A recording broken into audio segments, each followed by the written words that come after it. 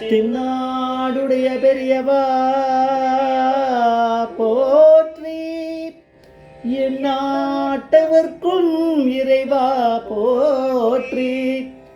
சர்வஜா சர்வவியாபி மகாபெரியவா சரணம். மாய பிறப்பருக்கும் மகாபெரியவா போற்றி.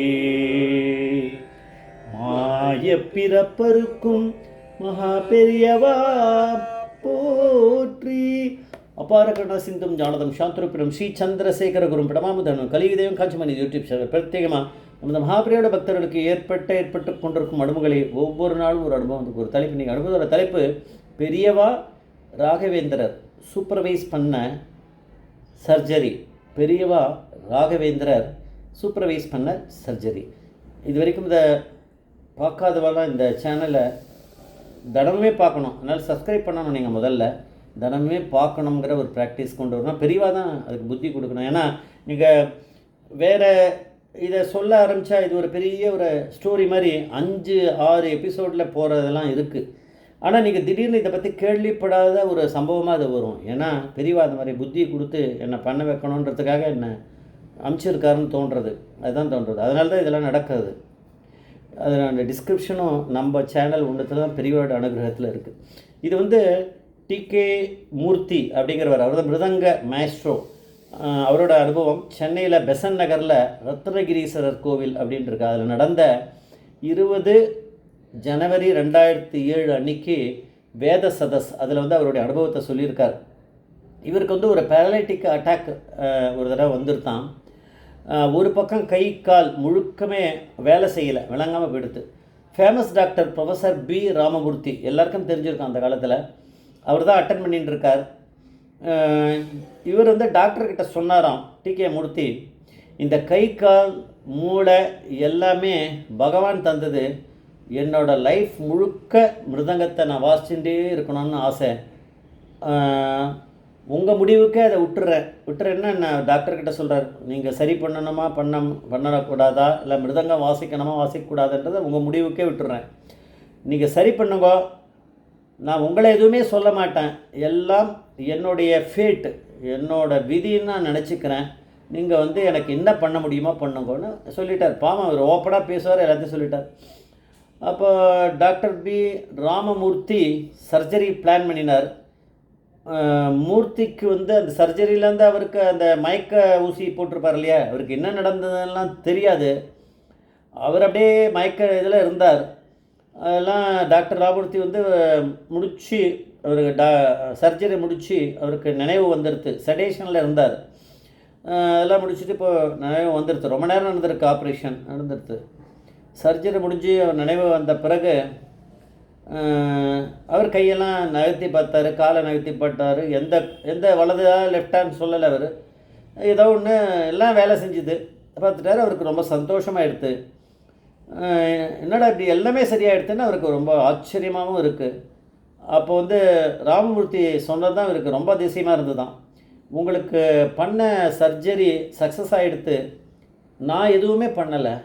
இவர் இருந்தாராம், கூட யாரோ ஒரு அசிஸ்டண்ட் யாரோ வச்சுருந்துருக்கார். அந்த பொண்ணோ ஆம்பளையோ யாரோ ஒருத்தர் கூட அதை எடுத்து கொடுக்கணுமே, இதை எடுத்து கொடு, அதை எடுத்து கொடு, இதை அங்கே தள்ளு, அதை தள்ளு, இப்படி தள்ளி போய் கொஞ்சம் ஆங்கிளை இப்படி மாற்று, இது பண்ண நம்மளுக்கு தெரியாது. நான் ஏதோ சும்மா சொல்கிறேன். டாக்டர் சர்ஜரி பண்ணும்போது அவ்வளோலாம் பண்ணுவாளே, இதை ஆன் பண்ணு ஆஃப் பண்ணு, இதுக்கெல்லாம் ஒரு அசிஸ்டண்ட் வேணும். ஒரு அசிஸ்டண்ட்டை வச்சுன்னு தான் அவர் பண்ணியிருக்காரு.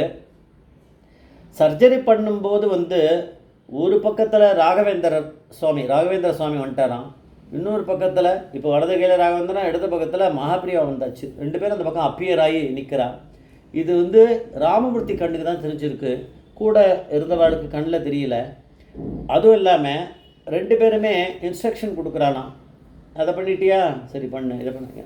அவளுக்கு தெரியுமா என்னன்னெலாம் கேட்கக்கூடாது. மெடிக்கல் இதை பற்றி அவள் இதை க்ரியேட் பண்ணதே தானே பரமேஸ்வரன் தானே. ஸோ ராகவேந்திரருக்கோ மகாபிரிவாளுக்கோ இதை பற்றி தெரியாதா? நம்ம மூளை எப்படி நம்மளுக்கு இதுவாக இருக்குது, கை காலில் அதில் இருக்க நரம்புகள் அதில் உடையது எல்லாத்துக்குமே பரமேஸ்வரன் தானே காரணம். அதனால் அவளுக்கு எல்லாம் தெரிஞ்சிருக்கு. அவள் தான் கைட் பண்ணியிருக்கா. தைரியமாக பண்ணு, பண்ணு, நல்லா பண்ணு, தைரியமாக தான் பண்ணு, அப்படின்னு அவள் இன்ஸ்ட்ரக்ஷன் கொடுத்துட்டே இருந்தாள். நான் மாறி மாறி நல்லா கவனமாக பண்ணு, அது மாத்திரம் நல்லா தெரிஞ்சுதான். அவள் பேசுகிறது இவர் காதில் விழுந்திருக்க, கூட இருக்கவாளுக்கு தான் விழலை. முடிஞ்சுது, ஆப்ரேஷன் முடிஞ்சுதான். அவள் 2 பேரும் பறந்து போயிட்டா. 2 பேரும் இல்லை. ராகவேந்திரரும் மகாபிரியாவும் இதெல்லாம் சொல்லி கதை மாதிரி சொல்லி முடிச்சிருக்கார். இதை நம்ம இப்போ கேட்கணும். இந்த கலியுகத்தில் இந்த டி.கே. ராமமூர்த்தி நடந்ததை அவர் சொல்லியிருக்கார், வேறு ஒன்றும் கிடையாது. இதமாக நிஜமாக நடந்தது, அவருக்கு நடந்த விஷயத்தை அவர் சொல்லியிருக்கார். அப்படி இருக்கும்போது இதெல்லாம் நடக்கும் அப்படின்னா அவர் ராகவேந்திரருக்கும் எப்படி மகாபிரியா மேலே பக்தி இருந்தால் அது மாதிரி ராகவேந்திரருக்கும் அவர் பக்தி அவருக்கு உண்டு. அதனால் அதை பண்ணதும் நம்ம சொல்லியிருக்கோமா இல்லையான்னு தெரியல. அது ஒன்று, அதுவும் பெரிய நிறைய இன்சிடென்ட்ஸ் அதில் இருக்குது ராகவேந்திரர் இதில். அங்கேயும் நடந்திருக்கு. அது எல்லாத்துலேயும் மகாபிரியா வேறு இன்வால்வ் ஆகியிருக்கார். அதில் அவர் மட்டும் இல்லை, மகாபிரியாவும் இன்வால்வ் ஆன மாதிரியே தான். ஏன்னா 2 பேரையும் பேலன்ஸ் பண்ணி வச்சுருக்காருல்ல. 50% இவர் முழுக்க 100ன்னா அவரும் 100 தான், அந்த மாதிரி.